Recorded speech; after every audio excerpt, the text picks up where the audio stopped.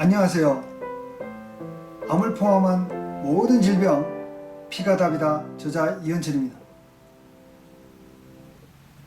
지난 11강에서는요 통증의 개념과 통증과 신경과의 관계에 대해서 말씀드렸는데요, 오늘 12강에서는 경화에 대하여 말씀드리겠습니다. 경화라는 것은 우리 인체의 조직이 굳어가는 현상을 말합니다.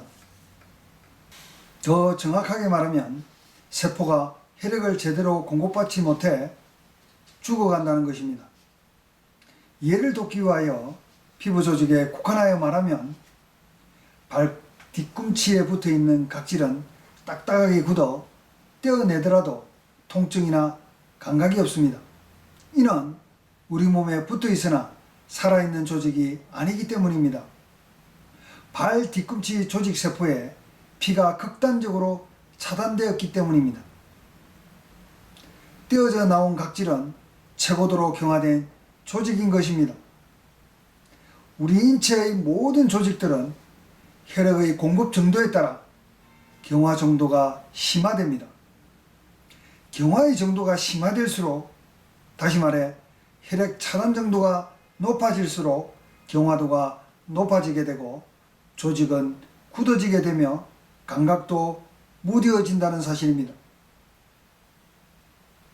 신경이 없어진 것이 아니라 피의 흐름이 적어지거나 막혀서 무뎌지거나 감각 기능을 하지 못하게 되는 것입니다.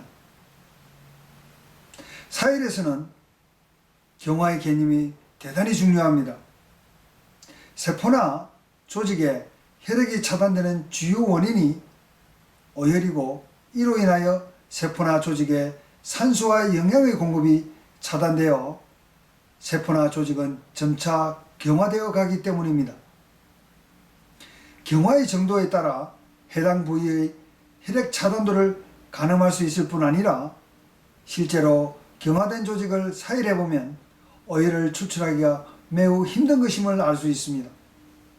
물론 발 뒤꿈치처럼 극단적으로 혈액이 차단된 상태의 조직을 제외하면 나이가 들수록 피부를 포함한 대부분의 조직이 경화가 진행되고 있다는 점이고, 주로 장기나 주요 혈자리 근처의 경화된 조직이 우리의 관심사가 됩니다.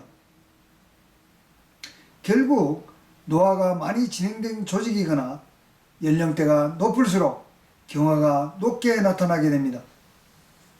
이런 부위에 사침을 해보면 마치 남한 판자 위에 사침을 하는 느낌이고, 사침을 받는 사람도 침을 찌르는 것인지 잘 느끼지 못할 정도이며, 어떤 사람은 사침을 하니 시원하다고까지 말하는 사람도 있을 지경입니다. 이런 조직은 부항을 큰다고 해서 어혈은 물론이고 심지어는 생열조차 나오지 않습니다.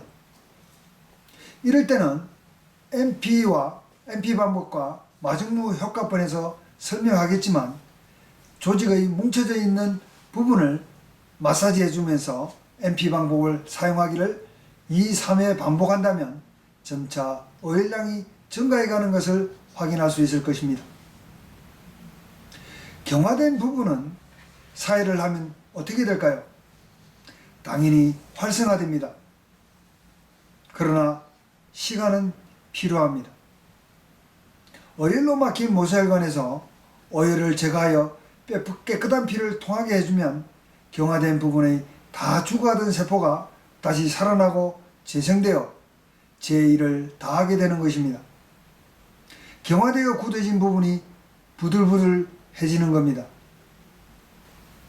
저의 경우 발목에 어릴 적부터 양말의 목 부분에 있는 고무 때문에 고무가 닿는 부분이 늘 간지러워 많이들 긁었습니다. 그런 탓에 그 발목 부분은 두꺼운 딱지처럼 피부가 변해 두껍고 색상도 거무튀튀하게 보였습니다. 꼬집거나 날카로운 것을 긁거나 찔러도 거의 감각이 없었고, 사일하기 전까지는 수시로 가려웠습니다. 사일을 시작한 이후로 가려울 때마다 사일을 하였고, 그때마다 여지없이 먹물 같은 검은 어혈이 나왔습니다. MP 방법을 사용하니 더 많은 검은 어혈이 나왔습니다. 그 이후 1, 2년이 지났을까요?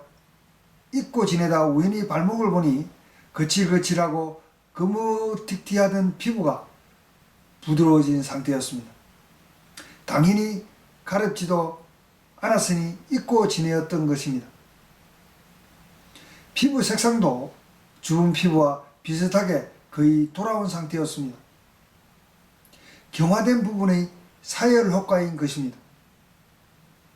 경화된 부위가 몸속일지라도 사열을 하면 똑같은 현상이 일어날 것으로 보면 됩니다.